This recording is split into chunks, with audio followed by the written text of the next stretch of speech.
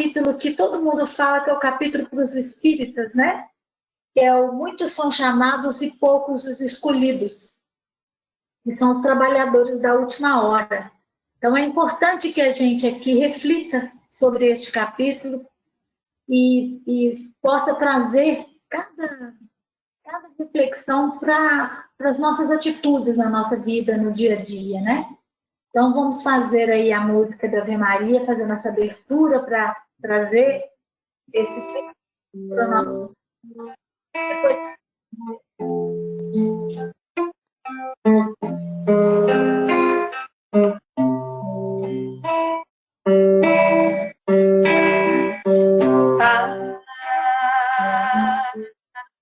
Ave Maria,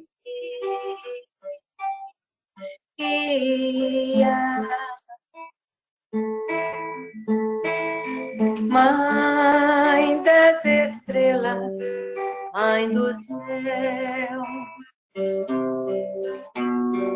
alma doce da natureza, ó seiva viva que nutre este chão, dá tua luz a tudo que vive e respira, levador do coração. Ó doce mãe, estende teu manto nesta terra que tanto precisa de ti. Transforma os corações dos homens para que o paraíso aconteça aqui. Santa Maria,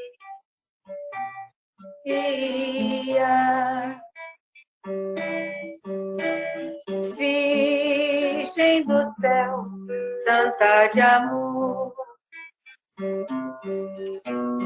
tem vosso olhar toda a magia da luz que brilha do olhar do Senhor. Venha a nós a graça que esplende de vós, venha a nós o vosso amor. Dai paz, amor, felicidade, aqui na terra onde estamos ao léu. Fazer triunfar no mundo a verdade, ó vós que sois a rainha do céu. Ave Maria,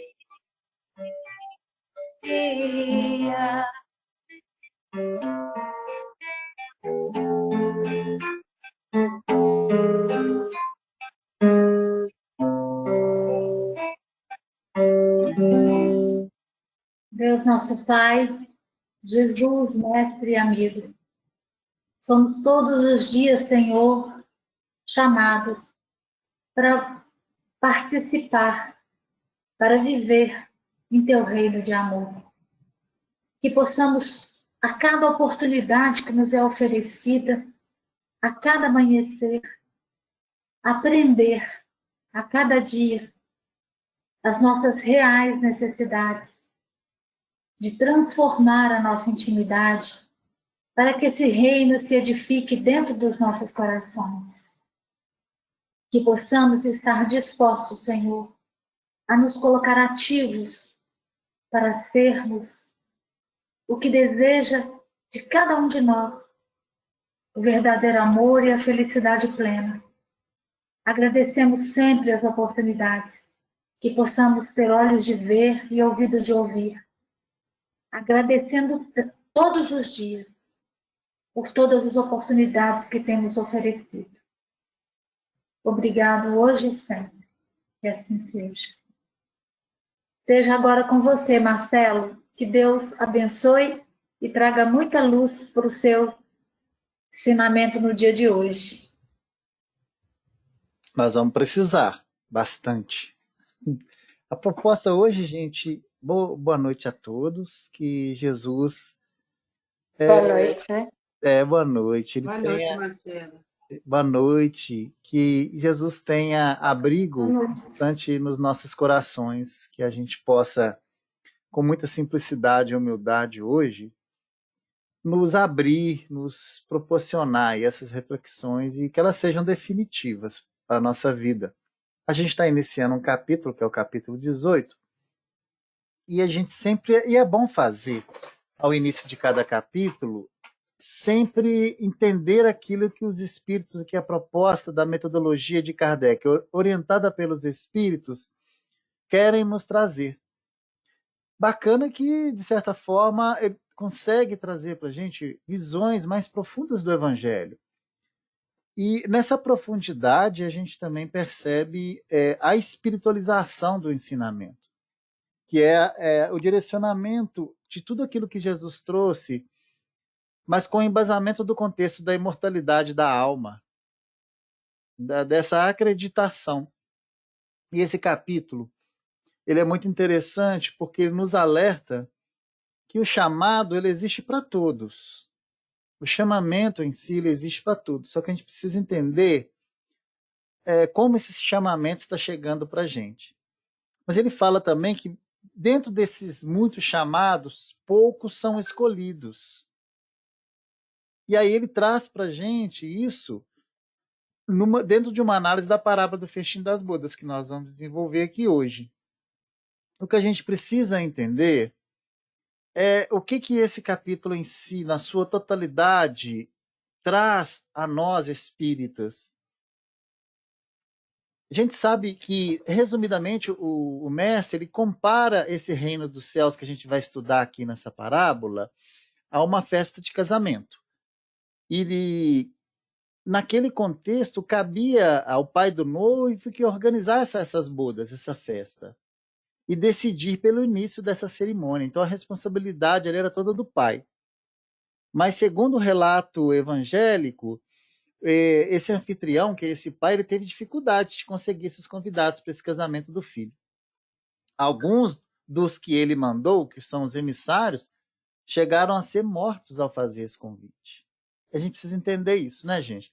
Vamos então trazer uma visão maior do capítulo 18 para a gente entender nesse título que são muitos chamados, poucos escolhidos.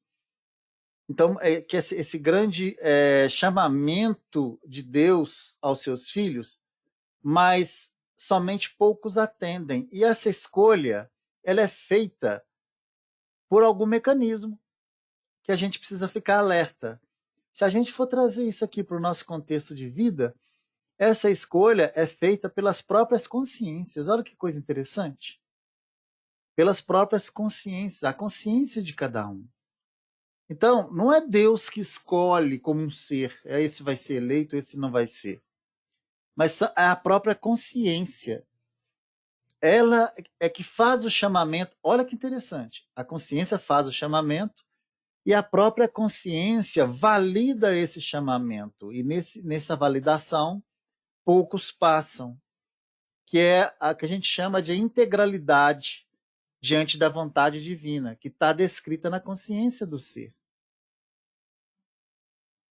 Poucos de nós conseguem sintonizar com a consciência, atender à consciência, que é onde está hospedado as questões morais, que são as concepções do que é correto e do que não é correto, do certo e do errado.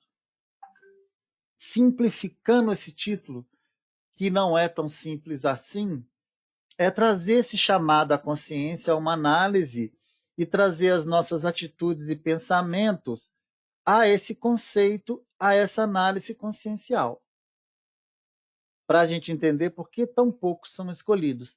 E na estrutura que Kardec traz, os espíritos trazem para a gente, ele traz esse exemplo no movimento da parábola do convite do festim das bodas. Mas ele traz uma alertiva também. Olha, essa escolha passa pela porta estreita. Então, o que significa passar pela porta estreita? Fazer a opção. E a gente já conversou aqui com esse grupo que não basta só passar pela porta, tem que ter um movimento para se manter após ela. E a gente entender que a porta, ela traz para a gente uma dualidade. E que dualidade é essa? Um ambiente externo para um ambiente interno, ou vice-versa. Mas a gente consegue entender a porta estreita como a saída do ambiente da valorização do materialismo pela entrada no reino do espírito, dos valores espirituais. E aí, quando se adentra o reino dos valores espirituais, existe um movimento de permanência que exige resignação, persistência, força de vontade, tudo aquilo que o Evangelho fala para a gente. E aí ele alerta para a gente, nem todos que dizem Senhor, Senhor, quer dizer que se aclamam, serão acolhidos por essa escolha. E aí ele traz um alerta, olha, se você quer se tornar grande, se torne o último, o menor de todos. Mas não no sentido de ser ignorante, não. É no sentido de servir. E ele dá um alerta mais forte ainda, quer dizer, não tão mais forte, mas assim, no mesmo grau, que muito se pedirá aquele que muito recebeu. Então, o chamamento, para nós, já é um recebimento. E ele dando um alerta, muito se pedirá. E dar-se-á aquele que tem, e tomar-se-á aquele que... E ele traz uma explicação já de Kardec em cima da parábola do festim das bodas, da porta estreita, nem todos que dizem Senhor, e muito se pedirá. Então, a construção desse capítulo nos alerta do atendimento da consciência na sua totalidade. E o quanto que é difícil para nós, diante das nossas imperfeições, atendermos integralmente esse chamado, que é a voz de Deus dentro de cada um de nós. E ela faz isso no nosso cotidiano, na nossa caminhada diária. É quando a gente é avisado pela nossa mente, pela nossa consciência, a não fazer certas coisas, a não falar certas coisas, a não insistir com certas atitudes, a incitar em nós a mudança nas questões morais, na questão das nossas atitudes. Então, essas conversas internas fazem parte desse capítulo 18 aqui. Interessante, né, a gente perceber isso? Muito interessante. A parábola, acho que é de conhecimento de todos. A gente vai ler ela na totalidade, e depois a gente vai tirar dela pequenas amostras dessa questão consciencial. E ela é uma parábola que disse-lhe Jesus: o reino do céu se assemelha a um rei que, querendo festejar as bodas de seu filho, despachou seus servos a chamar para as bodas os que tinham sido convidados. Esses, porém, recusaram ir. Então, esse primeiro momento aqui chama através de um convite. Eles recusam ir. O rei despachou outros servos, quer dizer, outros, não eram os mesmos, quer dizer, já mudou a conotação, em ordem de dizer da sua parte aos convidados. Ele mandou um aviso: eu preparei o meu jantar, mandei matar os meus bois e todos os meus cevados. Tudo está pronto, vinde às bodas. Eles, porém, sem se incomodarem com isso, lá se foram.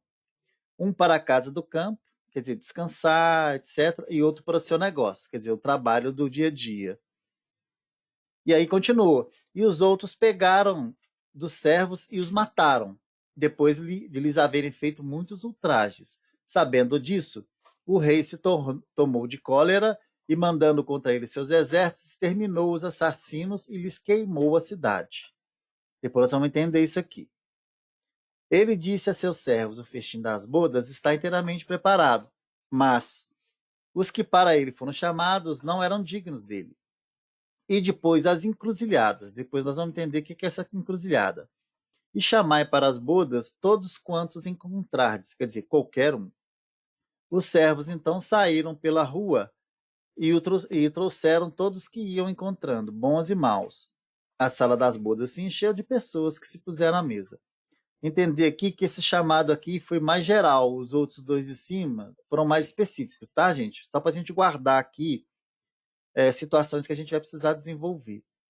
Entrou em seguida o rei para ver os que estavam à mesa, e dando com um homem que não vestia a túnica nupcial, disse-lhe: meu amigo, como entraste aqui sem a túnica nupcial? O homem guardou silêncio. Quer dizer, não teve resposta. Então, se ele não teve resposta, depois nós vamos ver por que ele não teve resposta. Isso é novidade, tá, gente? Eu acho. Então disse o rei à sua gente: atai-lhe as mãos e os pés, lançai-o nas trevas exteriores. Aí é que haverá prantos e ranger de dentes, porquanto há muito há chamados, pouco escolhidos. Depois nós vamos entender o que são essas trevas também. A gente vê que Jesus utilizava muito de parábola, de alegorias, e usava essa engenhosidade para atingir a grande massa. Mas o que ele, de certa forma, queria trazer a essas mensagens, muitas vezes estava oculto àqueles que não tinham a mente já preparada e o coração, a mente e o coração para entender. Então, ele trazia isso, essas parábolas, muitas vezes compunham de hábitos vulgares de situações daquela época mesmo, das situações do próprio povo. Mas o objetivo é conseguir penetrar o entendimento e o coração dessa massa de pessoas, as massas populares, trazendo a ideia da vida espiritual, da vida plena. Trazer sentido para isso. E, de certa forma, atender as várias camadas de entendimento possíveis. Se a gente for fazer um resumo, spoiler aqui do que a gente vai trabalhar em cima dessa parábola, a gente pode entender muitas coisas aqui, como argumento, como significado. O festim significa o reino dos céus, onde tudo é alegria. Os primeiros convidados correspondem aos hebreus para receber a lei de Deus, porque estavam preparados para isso, acreditavam num Deus só, Deus único, que vai por aí. Você tinha os enviados do rei, que eram os profetas, aqueles que traziam a verdade. E a gente tem vários exemplos, Confúcio, Buda, etc. Toda essa turminha aqui, Aristóteles, e vai por aí afora, são considerados esses enviados, eles ensinavam a verdade. Os que recusaram o convite, e de primeira mão, são os fariseus e os saduceus. De segunda mão, são as nossas atitudes e o nosso comportamento. Nós vamos ver isso lá na frente. Convidar bons e maus quer dizer convidar todo mundo, fazer um chamado geral. E a túnica nupcial, ela representa para a gente o coração puro, por cumprimento das leis, por adesão às leis. Então, assim, se a gente trouxe aqui o significado geral da passagem, quer dizer que nos cabe agora aprofundar e trazer uma representação para a nossa vida atual. Primeira coisa, vamos entender o que seria o reino dos céus. Se assemelha a um rei que, querendo festejar as bodas de seu filho, despachou seus servos e vai por aí afora. Jesus compara, a gente já viu aqui, esse reino dos céus, onde tudo é alegria e aventura, a um grande festim. O que representa esse festim para a gente? Festim é lugar de alegria, né, gente? É uma festa, é lugar de expressão de alegria. Ele representa para a gente, se a gente for trazer isso aqui por espírito da letra, um estágio evolutivo superior do espírito. Então, é um convite de Deus para que nós alcancemos um estado superior de vivência espiritual. Porque ele sabe que nesse estado de vivência é onde existe a felicidade que nós todos buscamos. E, às vezes, erroneamente, nas questões do mundo. Quando ele fala das bodas, quer dizer, o casamento, então uma festa de casamento, o que significa boda? A gente lembra logo da aliança, não é isso?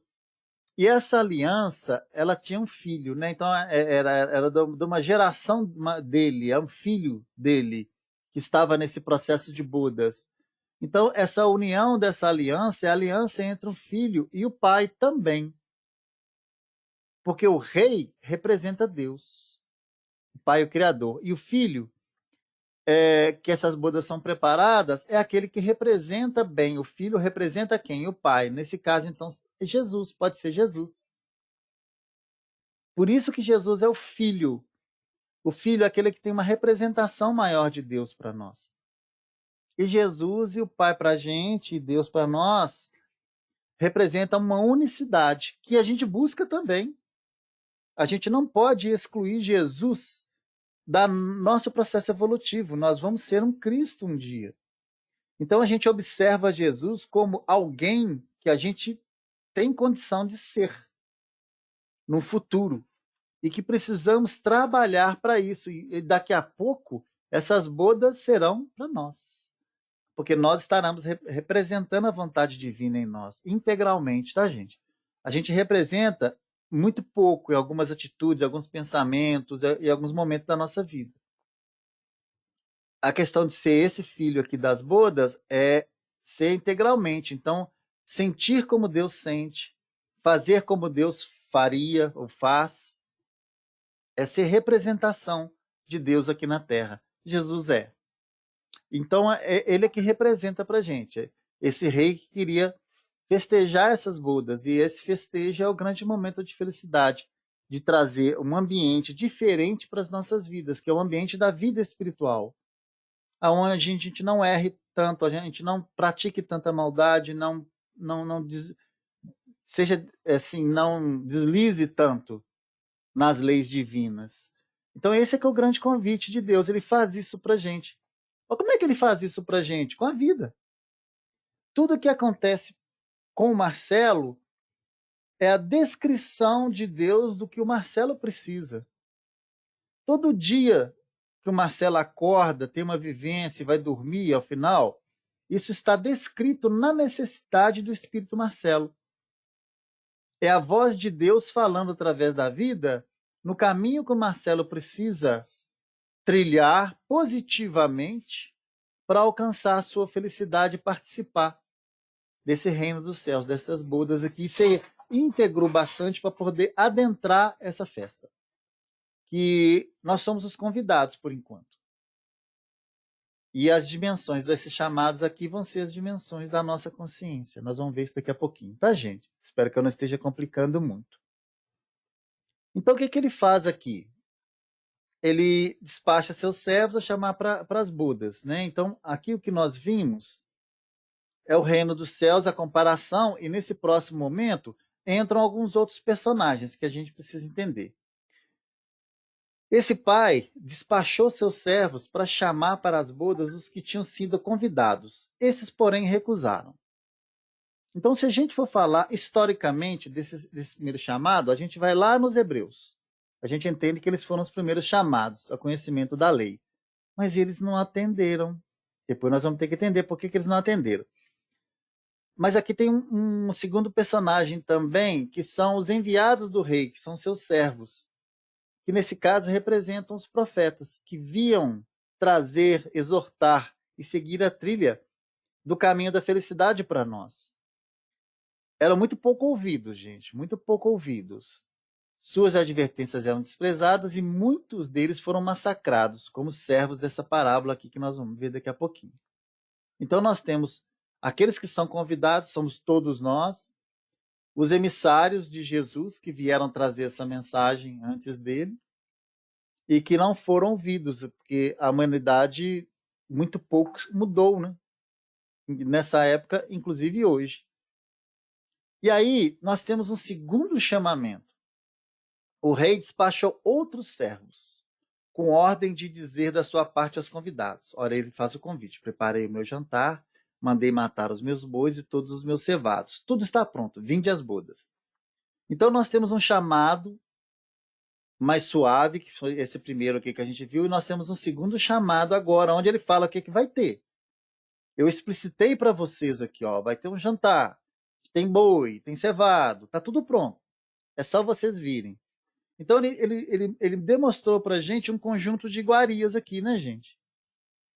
Que iguaria, que alimento é esse que ele estava ofertando para a gente? O que a gente pode entender com esse alimento aqui? São os alimentos do espírito e do corpo também. Esse aqui, gente, são as lições do que o Evangelho traz. Esse é o grande alimento do espírito. Então ele explicitou para a gente aqui: olha, estou mandando isso para vocês, estou aguardando vocês para oferecer isso para vocês. Isso é uma excelente alegoria, esse banquete nupcial. ele simboliza todos os processos, os recursos que Deus provê e oferece gratuitamente. Ninguém pagava por isso aqui.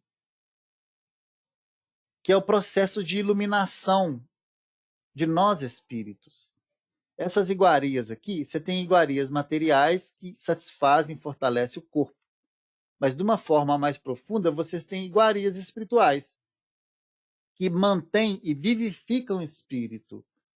E não se esqueçam aqui que essa festa aqui era desse grande rei. Então, ele já tinha para ofertar para a gente todo o aparato espiritual para o nosso crescimento. Depois nós vamos entender mais profundamente isso aqui. Se tiver alguma pergunta, gente, podem me interromper. Eu não estou vendo vocês, porque eu estou usando a tela inteira, tá? Aí vocês podem acionar o microfone ou então alguém lê lá no chat. Ok? Se tiver alguma dúvida também. E aí, eles, porém, nem se incomodaram. Olha só, desprezaram com isso. Lá se foram, um para sua casa de campo, quer dizer, o que a gente faz na casa de campo? Descansa, curte, etc. E outro para o seu negócio. Negócio é coisa do mundo, né? É trabalho do mundo. Então, o que os convidados, primeira coisa, eles negam, eles excusam. E tem uma desculpa, um pretexto. Tem que cuidar dos campos e dos negócios, que simbolizam as pessoas mundanas, que são absorvidas pelas questões do mundo, se distraem com elas e não se atentam às questões espirituais. Se conservam indiferente às coisas celestes. E aí, lembra muito aqui a parábola do semeador. Aquela semente que foi lançada à beira do caminho, vocês lembram? Que é a questão de não dar o valor à mensagem dessa grande novidade. Então, esses aqui foram até mais suaves. Foram cuidar da sua vida. Mas a sua vida e a questão egóica, ela está presente aí nesse movimento como um todo. Ok? E aí vem essa fase aqui. Os outros pegaram dos servos e os mataram. Depois de lhes haverem feito muitos ultrajes, sabendo disso, o rei se tomou de cólera e, mandando contra ele seus exércitos, exterminou os assassinos e lhes queimou a cidade. Essa aqui a gente tem que tomar muito cuidado com os dizeres, tá, gente? Só para a gente recapitular, os hebreus foram os primeiros a praticar publicamente o monoteísmo. Então, é a eles que Deus transmite a sua lei, porque eles estavam prontos para essa lei. Primeiro, manda via Moisés, depois manda Jesus. Então, foi aquele pequenino foco de luz que partiu destinada a ser distribuído para o mundo todo. Esse foi o momento do Cristo aqui na Terra junto com eles, para que se propagasse essa mensagem. A triunfar do paganismo e dar a Abraão uma posteridade espiritual tão numerosa quanto as estrelas do firmamento. Isso aqui está no Velho Testamento. Entretanto, abandonando de toda a idolatria, os judeus desprezaram o valor moral dos ensinamentos de Abraão. Por que eles fizeram isso? Porque eles passaram a optar pela prática exterior, o que vai para fora. Então, o mal chega ao cúmulo. Através desse movimento de se afeiçoar a esse culto externo e não julgar ele para dentro e não ser, e dentro da hipocrisia, essa nação ela é escravizada, esfacelada pelas facções e dividida em seitas. A gente sabe que a história traz isso para a gente. E aí vem a incredulidade, que atinge essa mesma proposta. Foi então que aparece Jesus, enviado para chamar a observância da lei de Deus e para rasgar os horizontes novos dessa vida futura. Ele traz essa mensagem para eles. Dos primeiros a ser convidados para o grande banquete da fé universal, eles repeliram a palavra do Messias Celeste e até imolaram Jesus. Perderam assim o fruto que teria colhido da iniciativa que eles perderam essa chance. Então, quando a gente vê aqui essa questão do ultraje e homicídio, indica também a categoria de espíritos inferiores que cometeram crimes e atentados graves quando foram contrariados. Então, o que isso traz para a gente? Um raio-x da psique que domina o mundo. Espíritos inferiores que cometem crimes e atentados quando são contrariados. Se nós observarmos a nossa volta, é isso que acontece o tempo todo. Então, uma coisa também que é falada aqui nessa parte é da cólera do rei. Mas a gente sabe que Deus é soberanamente justo e bom. E como aqui ele representa o rei, então essa cólera não é dele. E aí vem a grande missão nossa aqui. Vamos tirar essa cólera, porque o rei aqui representa Deus. Vamos tirar essa cólera de Deus. Entender onde ela se ajusta melhor. Deus não se encoleriza, porque ele não se ofende com as nossas mazelas. Inclusive, ele é muito paciente conosco, né, gente? Assim, essa questão dessas cóleras aqui está atrelada aos efeitos da lei de causa e efeito, que podem trazer graves consequências para o espírito quando esse age em discordância com as leis divinas. Então, essa cólera aqui é um fator natural do progresso de evolução do espírito. O simbolismo desses exércitos aqui é a própria vida, trazendo as consequências àqueles que construíram o motivo para que elas viessem até eles. Então não é uma cólera, é uma cólera da vida, da engrenagem da vida. Porque Deus não manda isso para a gente de forma alguma. Ele simplesmente criou uma lei e quando atendida, essa lei ela é perfeita e ela traz felicidade, mas aqueles que agridem essa lei sofrem um reflexo contrário dela. E que hoje nós conhecemos isso como expiação e prova. Então essa cólera aqui está dentro do processo de expiação. A gente tem que entender isso, senão a gente vai associar essa cólera e esses exércitos aqui a Deus. E não é bem por aí, não. Então, a gente, de certa forma, como é que a gente traz isso aqui para a nossa vivência, para a nossa preocupação diária? É que a nossa construção, a cada passo, a cada momento da nossa vida, nos trazem consequências. E aí a gente tem que parar uma hora para saber quem desses... Nós somos os convidados, mas em qual fase dessa aqui nós estamos? Na primeira, na segunda ou na terceira? Nós somos aqueles que matam, aqueles que se distraem porque tem que vão para outro lugar, que negam, mas vão para o negócio, ou aqueles que não aceitam? Porque tem estágios diferentes. E a gente precisa entender esses estágios para saber em qual deles que a gente se localiza. Tá? E aí, dando continuidade aqui, então disse a seus servos. Está entendido, gente, até então, desse primeiro momento? O reino dos céus corresponde a esse estado de felicidade do espírito pleno, que aceita a vontade de Deus. E aí ele é convidado a participar dessa felicidade. Então a gente já entendeu aqui que essa felicidade ela está dentro de cada um, no seu ambiente interno, através de conquistas próprias, que as conquistas próprias estão baseadas no aceite a esse convite de Deus, ao atendimento da nossa consciência, a gente fazer o que é correto, a gente participar desse grande movimento. Agora tem uma hora que nós vamos ser convidados, tem uma hora que nós vamos ser quem? Os servos, aqueles que já fazem a vontade de Deus. Também são estágios diferentes. Alguns já têm condição de ser servo, de servir a Deus através da sua misericórdia, porque tem no seu pensamento e na sua vida o exemplo vivo da misericórdia. E aí tem uma diretiva maior para o planeta Terra, que nos indica esse caminho, que se chama fora da caridade não há salvação. Então é através da caridade que eu me torno eleito a ser um servo, mas a caridade verdadeira. Aí eu recebo um segundo convite, não participar somente, mas trabalhar nessa grande festa desse reino, trabalhar por ele, para a efetividade dele. Aí eu estou num segundo momento que eu estou sendo chamado a ser servo, onde eu tenho condição de atender através da minha consciência limpa e de um coração mais puro, e que eu não faça mais opções por erros que estão enraizados no egocentrismo que eu trago do meu passado.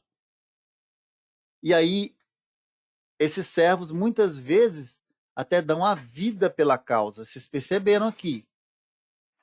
E receberão trajes, porque o mundo não está sintonizado com eles. O mundo ainda não está sintonizado com a palavra de Deus.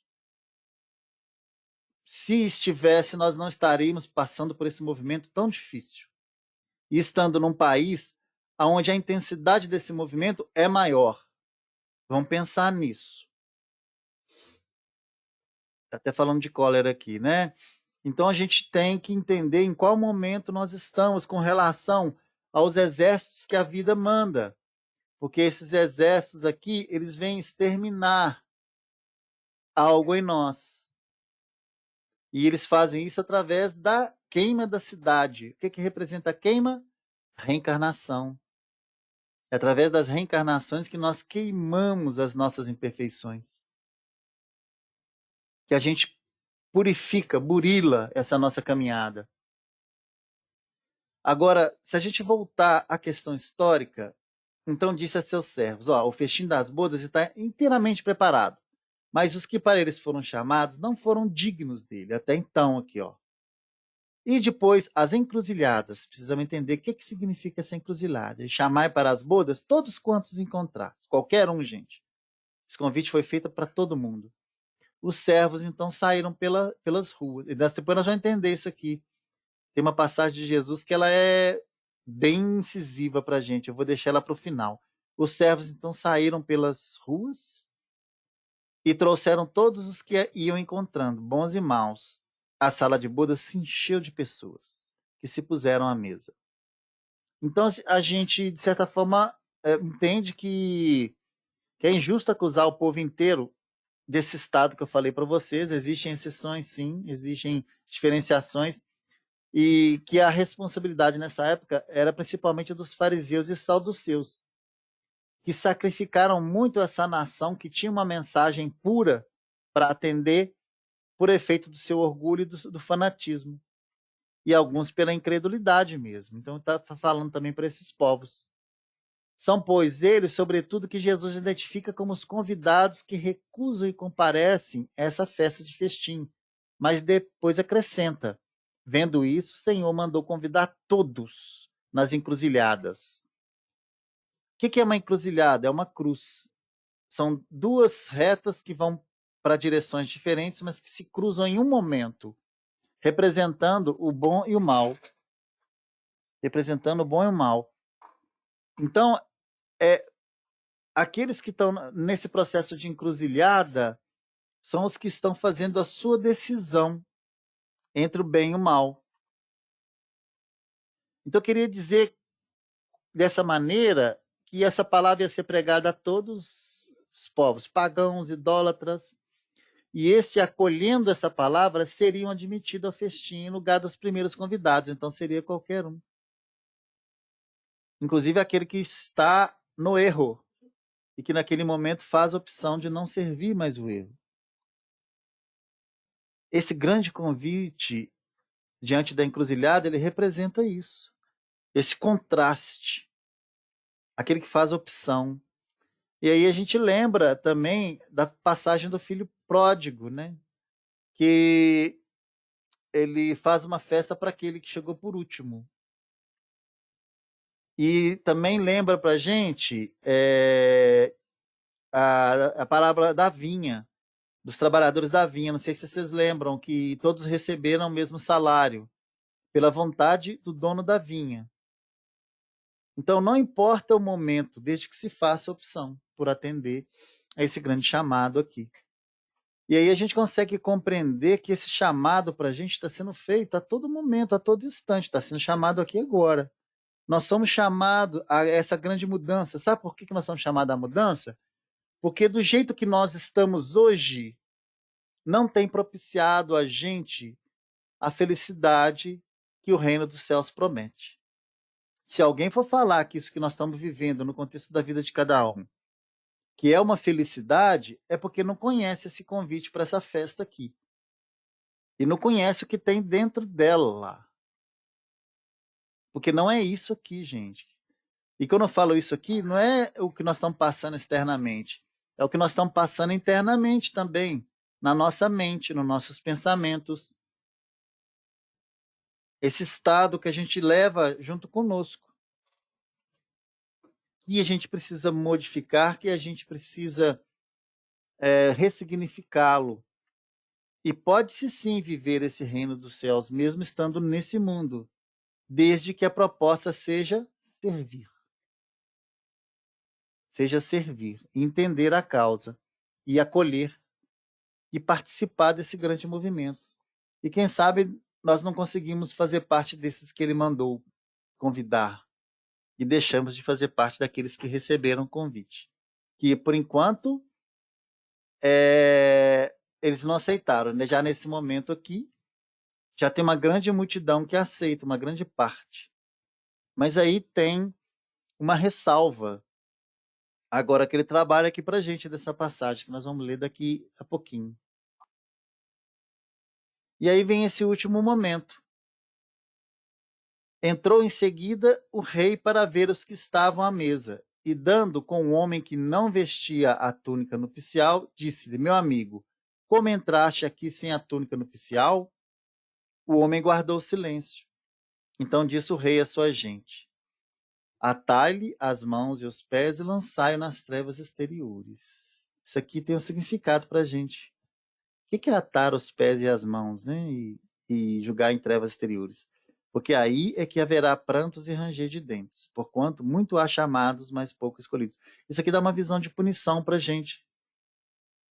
Então, quer dizer, até agora o que a gente percebeu é que não basta ser convidado, não basta dizer-se cristão, nem sentar-se à mesa para tomar parte desse banquete celestial, né? Então, quer dizer, basta adentrar uma casa espírita? Não. Basta aderir a uma campanha do quilo, a uma reunião mediúnica, a uma reunião de estudo? Não. Porque mesmo sentado a essa mesa, diante desse alimento tão substancial que está sendo oferecido aqui por esse rei, nós podemos ser indignos disso e ser identificados pela nossa própria consciência. Não dá para esconder isso da nossa consciência. É preciso que, antes de tudo, sobre essa condição expressa, está revestido de uma túnica nupcial, que é isso que ele está falando aqui. O que representa essa túnica nupcial? Representa a pureza de coração, que é construída através do cumprimento da lei maior que rege a todos nós. E essa lei, ela é para o nosso planeta Terra. Fora da caridade não há salvação, essa máxima. Então, é através do movimento da caridade, aonde eu enxergo o meu próximo como irmão, aonde eu me igualo a ele, aonde eu compreendo que somos filhos de um único Pai e que tem a mesma aferição de amor por todos nós, e por isso eu tenho que ter também essa visão igualitária, através dessa visão da caridade, aonde eu consigo, através do meu movimento, diminuir a dor do meu próximo e me tornar irmão eterno dele. E aí a gente traz outra parábola para o contexto, que é a parábola do bom samaritano, que fala da gente da verdadeira caridade, que é aquela que perpetua o sentimento, me torna irmão verdadeiro. E irmão, quando é verdadeiro, é para esse momento e para os outros que virão e para até a imortalidade da alma. Então é a caridade que transforma o outro meu irmão. Não é a caridade que mata a fome do outro e ele vai embora. Somente. Não é a caridade que divide o agasalho e nunca mais vê a pessoa. É aquela caridade que traz ele para o meu sentimento, para o meu ambiente de amor. E aí eu cuido, eu não vou ser feliz enquanto ele não for feliz também. E aí, num movimento, eu consigo aliviar a dor do outro, mas promover o crescimento dele para que ele não precise passar por aquilo mais. Isso é caridade verdadeira. Oi. Oi, Marcelo. Eu achei uma questão aqui que eu acho que dentro dessa parábola, o que mais me chama a atenção é a questão da túnica nupcial, né? Porque assim, me vem muito um simbolismo da gente se vestir, né? Se vestir de elementos espirituais mesmo, assim, que traga mudanças profundas na nossa personalidade, na nossa forma de ver o mundo, né? De ser no mundo.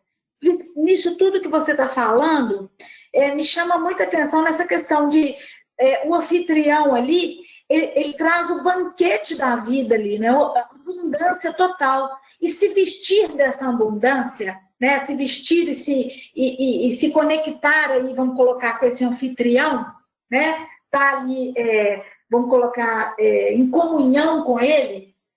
É importante que a gente verdadeiramente se vista, né? Verdadeiramente passa a vivenciar tudo aquilo que a gente acredita. Passa a se vestir daquilo que a gente acredita, né? Porque muitas vezes, por exemplo, a gente estuda, entende, né? Entende a parábola, entende, estuda, assim, entende o evangelho de uma certa maneira, mas não se veste dele. Mas não traz ele ali para ser a sua vestimenta na sua vida diária. Eu acho que esse simbolismo, para mim, é o mais forte dessa parábola. Né? Assim, que não basta, por exemplo, no Sede Perfeitos, ele, que vem anteriormente, que a gente acabou de estudar, né? Que vem anteriormente, Jesus nos chama a ser perfeito. Né? Eles fazem um convite a essa perfeição. Mas nessa parábola, ele vem trazendo aqui que não basta só a gente vir, né? Nós temos que nos vestir. Uhum. Né? Então, ele coloca um simbolismo muito forte, né? Que coloca a gente assim numa posição de enfrentamento mesmo dessas questões nossas, né? Dessa abundância que nós precisamos de averiguar dentro da gente. Será que nós estamos tendo uma vida abundante? Abundante no sentido de afeto, de alegria, de felicidade, de amor, de prosperidade. É isso que Deus quer da gente, é abundância. Né? E para isso, nós vamos precisar de tirar alguns elementos que não nos nutrem, espiritualmente falando, para se nutrir desse banquete. Né? Ô, Jaque, você me preocupou um pouquinho, vou ser muito sincero para você. Porque se você traz para a gente, e é interessante que a gente até vai fechar esse pensamento seu aqui, porque tem uma parte que a gente vai falar sobre isso. Então, se eu não estou conseguindo, é porque eu não estou aceitando. Se eu não estou aceitando ainda, é porque alguma coisa falta para o meu convencimento, para eu aceitar vestir essa túnica nupcial. E aí ele vai exigir de mim dois movimentos que são profundos, que é acreditar, que é o primeiro dele. E pode ser que, de acordo com isso que você está falando aí, eu esteja somente na acreditação. E o segundo movimento é a adesão plena, que é quando aquilo faz parte de mim. E quando faz parte de mim, eu começo a me expressar na vida através dessa ideia. Eu começo a reagir a situações da vida através dessa ideia que o Evangelho de Jesus traz para mim. E que cai muito nessa prática da caridade o tempo todo. Que a gente pode praticar a caridade o tempo todo, inclusive com a gente. E aí essa adesão para vestir essa túnica é uma adesão do ser, que passou pelo convencimento e agora procura se entregar nas suas expressões a essa sintonia maior com Deus, que é a aceitação desse reino dentro de si. É um processo, gente, que mas você filosofou, que ele é prático, é durante o dia. É durante o dia. É o que a gente, o nosso rastreio diário. O que você lançou na vida no seu dia de hoje? Nós estamos na noite agora, são 13 para as 9, acho que é isso, né? Mais ou menos. Então, peraí, até esse momento agora, o que eu semeei no meu dia? Desde quando eu acordei até agora? Que semente eu lancei? Eu fui condizente com a maledicência? Eu fiquei revoltado? Eu fiquei indignado? Eu fiquei triste? Eu me entreguei? Ou eu fui útil o tempo todo à vontade divina? Ou eu semeei o bom pensamento, as virtudes, e eu exalei isso o tempo todo. Então, a gente tem que avaliar naquilo que nos cabe. E nós não estamos falando aqui para ninguém se tornar Marte, não. Tornar uma Madre Teresa de um dia para o outro, um Chico Xavier. Não, não é isso. Eu tenho que me tornar um excelente, bom Marcelo. E além de ser um bom Marcelo, eu tenho que ser além disso. Eu tenho que ser um servo, Marcelo, servo de Deus, da causa dele. É participar, já que eu trabalho internamente dentro de mim, isso que a Jaque foi, para eu vestir essa túnica, eu tenho que trabalhar externamente. Aí, internamente, eu interfiro nas relações. Porque Deus nos clama, nos chama a melhorar as nossas relações a todo momento, porque é aí que está o nosso laboratório divino. É o que eu represento para o outro, né? Pode falar, Jaque. Eu estou refletindo aqui enquanto você está falando. A gente tem muito que pensar também, senão a gente começa a ver uma coisa muito ilusória, né? Assim, a gente acha que está muito longe da gente, né? Então a gente tem que pensar muito também na posição que nós nos encontramos hoje na Terra, né? Então nós estamos num planeta de prova e expiação, temos muito, vamos colocar, passado, e ainda temos presente na gente o ego, o materialismo. Então a gente vai ainda durante muito tempo, e espero que não, né? Pela próprio esforço que a gente vai fazendo, de transitar nesse caminho, né? Nós vamos estar ali entre a sombra e a luz, né? A gente está num período muito de dualidade.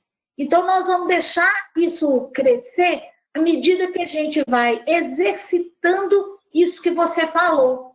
O bem em nós, a caridade, né? A gente vai exercitando, nós precisamos de entrar em exercício para que esse efeito seja maior, vamos colocar, ao longo do tempo, do que o nosso passado. Né? Hoje é o nosso presente. Uhum. Esse presente que Deus nos oferece, ele é abundante. Então, assim, o que nós podemos fazer desse presente? É para que ele seja um outro futuro, né? Porque o passado nós já nos conhecemos muito bem. E só que a gente vem ao longo do tempo repetindo ele. E o que Jesus propõe para a gente é dar um passo além. Né? Assim, não é que a gente vai virar santo, igual você falou, nós não vamos virar de um dia para o outro. Isso não é, a natureza não dá salto. Então, nós não vamos conseguir aqui falar que a partir de hoje eu vou me tornar super caridoso, eu vou fazer o bem, dar tudo para os outros. Não é dessa maneira, né? É uma coisa num processual, é um processo. E como é um processo, o mais importante aí é o nosso esforço nesse processo, né?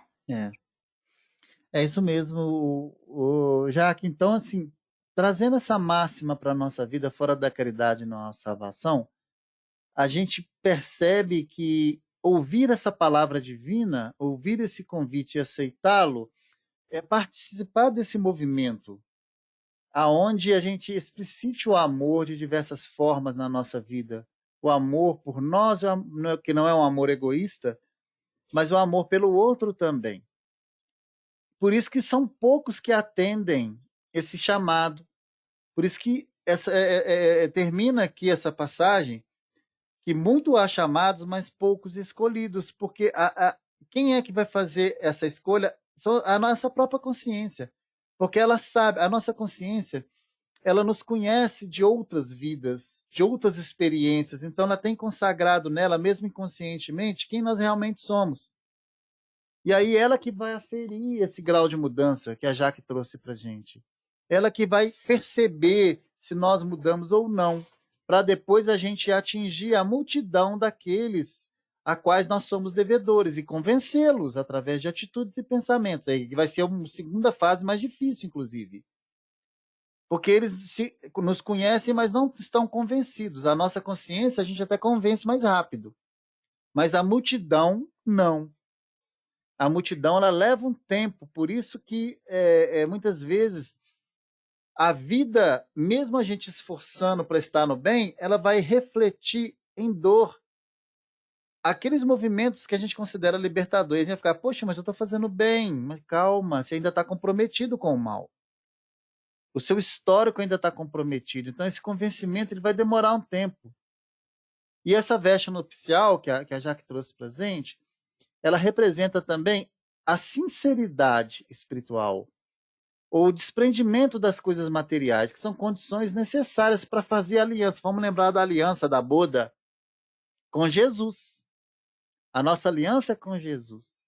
E aí, quando traz para a gente essa questão das trevas, a gente não precisa, assusta, né, essa última fase aqui, das trevas e ranger dos dentes, é o simbolismo das reencarnações difíceis. É onde a gente range o dente na dor. São decorrentes das más escolhas que nós fazemos, que são marcados pelas provações. A gente precisa entender que nós somos construtores dessas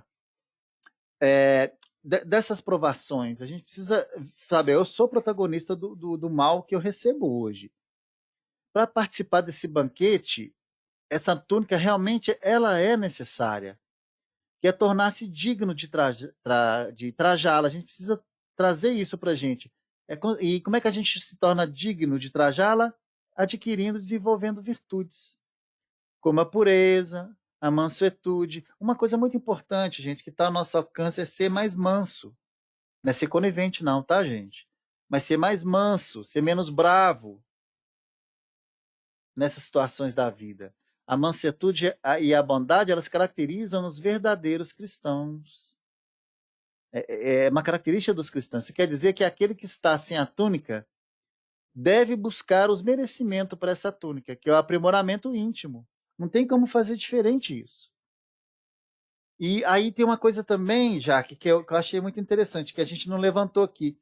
Por que esse homem guardou silêncio? Olha que interessante. Meu amigo, como entraste aqui sem a túnica nupcial? Ele foi perguntado pelo rei. Mas o homem não conseguiu responder, não. Ele guardou silêncio. A gente tem que tirar o espírito da letra daqui também. Olha que desafio.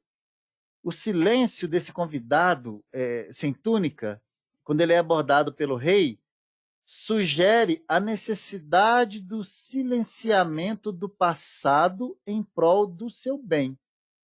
É quando o espírito parte por uma nova experiência reencarnatória. Por que ele guardou silêncio? Porque ele não tinha nada que falasse e que desse resposta em cima daquilo que ele foi perguntado. E por que a gente não consegue dar resposta hoje, gente? Porque nós temos um passado aos nossos ombros que atesta que as nossas experiências, a maioria das nossas experiências do passado são negativas. O que nos afere ser uma pessoa do bem são experimentações muito próximas da vida atual. Tem muito pouco tempo que nós nos convencemos pelo bem. Por isso que a gente guarda silêncio. A nossa psique, a nossa esfera vibracional, a nossa alma, não fala bem da gente. Porque as nossas experiências ainda não nos aferiram ainda esse grau de aceitação desse reino dentro de nós.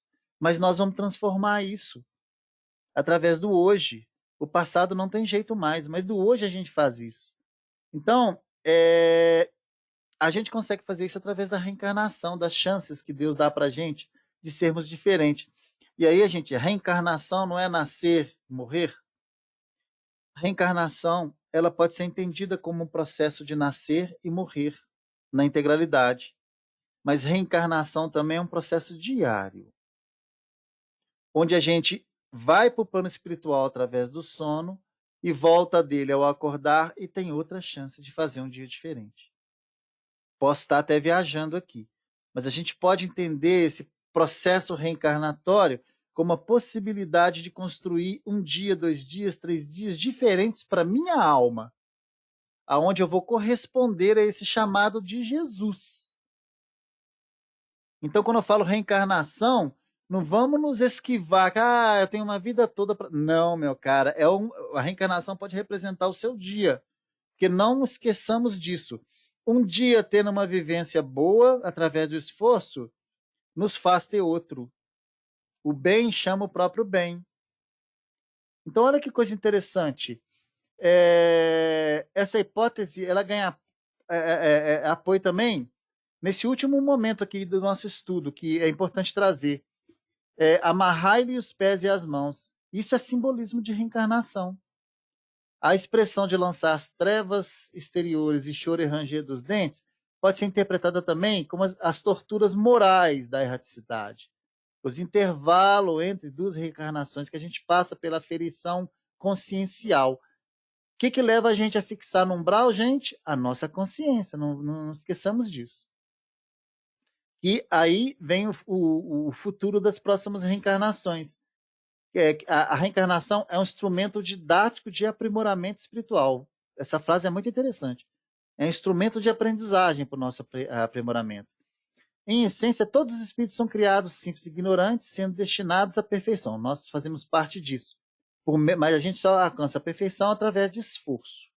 Assim, o convite para participar no festim se encontra escrito na nossa consciência, e a consciência de todos nós, desde o momento da criação do espírito. Por isso é que todo momento, todos os espíritos são chamados a deixar de gravitar em torno de si mesmos, do egoísmo, ou do próprio ego, para gravitar em torno de Deus, de suas leis. O que quer dizer isso? Lá Paulo de Tarso traz isso, e a questão 1009 da obra Livro dos Espíritos também traz isso para a gente.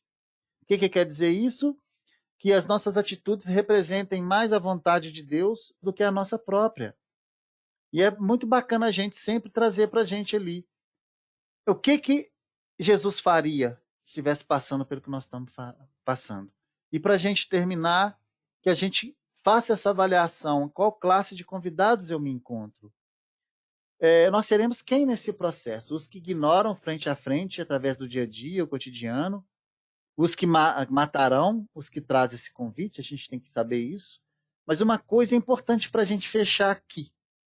Os convites foram feitos em planos diferentes. Eu sei que a Jaque vai gostar disso. Ela gosta dessas coisinhas assim que deixam a orelha da gente em pé. Inicialmente, tá, que planos são esses, desse primeiro convite que foi feito, desse segundo? Inicialmente, nós fomos convidados pelo plano da justiça. Vocês lembram disso? Com Moisés? Hoje, através do Espiritismo, nós estamos sendo chamados pelo plano da misericórdia. É um chamado diferente. Nós não atendemos o primeiro, não, senão a gente não estaria aqui. Então, hoje, nós estamos sendo chamados pelo plano da misericórdia. E aí, qual dos dois que fez a vontade do Pai? A gente disse para ver, gente. E aí tem uma frase muito interessante que eu fecho aqui, tá? Já encerrando. Está uma passagem de Mateus, capítulo 21, versículo 31. Que é uma dissertação que é uma parábola muito próxima dessa. E aí Jesus pergunta para os publicanos lá e para os acho que eram os fariseus, etc. Qual dos dois fez a vontade do Pai? Aí eles respondem, o primeiro, depois que ele conta a parábola. Responderam, Jesus disse-lhes, em verdade vos digo, os publicanos e as meretrizes vos precedem no reino de Deus. A gente tem que entender por que os publicanos e as meretrizes precedem a nós no reino de Deus. Então, isso é muito para a gente tirar da nossa mente o preconceito. Não basta estar no Espiritismo, gente. Basta o quê? O esforço para a modificação interior, para a reforma íntima, para a gente representar aquilo que a gente estuda aqui. Eu trouxe também aqui para vocês, desculpa. Eu esqueci que eu trouxe aqui no slide. E aí a gente volta para o nosso interior, na nossa oração da noite, perguntando para Deus quem nós somos para Ele, mas também perguntando para nós quem nós queremos ser e nos esforçando para construir esse reino de Deus e sermos merecedores de participar dessa grande boda, que é a vivência do Evangelho de Jesus nas nossas vidas. Que Jesus nos abençoe. Eu encerro por aqui, agradecendo a oportunidade. E aí acho que a Tita vai tocar uma musiquinha e depois a gente faz a oração, não é isso? Não, faz a oração primeiro e eu faço a musiquinha depois. Obrigado, eu fiz só inverti. Então nós vamos elevar, como sempre, né? Nós vamos elevar nosso pensamento agora a Jesus agradecendo. Esse é o momento que a gente vai parar um pouquinho de pedir e agradecer. Agradecer a dimensão espiritual que nos acolhe. Agradecer esses irmãos que se esforçam por nós e veem os nossos pensamentos e as nossas atitudes, mas não nos abandonam nunca na esperança de que sejamos um dia diferentes, através da nossa vontade, através desses movimentos libertadores, que nos façamos através da caridade merecedores desse grupo espírita, merecedores desse evangelho que nos chega e nos acolhe a alma, merecedores dessas situações que nos atingem no dia a dia, nos proporcionando a oportunidade de reagirmos, de pensarmos e de sentirmos diferentes. Mas, principalmente, que nos auxilie, Deus, nosso Pai, e Jesus, nosso irmão querido, a sermos melhores a cada dia, a representarmos esse movimento de misericórdia, a construirmos um mundo melhor na nossa dimensão. Para isso que deixemos de atender ao nosso ego, ao nosso ser que repetitivo, que representa dentro da nossa persona essa insistência do homem velho, e que abra a oportunidade desse anjo evoluir em nós, para que um dia nós consigamos atingir a esfera crística e participarmos desse grande movimento que Jesus trouxe aqui à Terra de libertação dos planetas, do sofrimento e do mal entendimento quanto à vida. Que Jesus abençoe a nossa fraternidade, os nossos lares, os nossos corações, a nossa intimidade e a nossa vida, hoje, agora e sempre, que assim seja.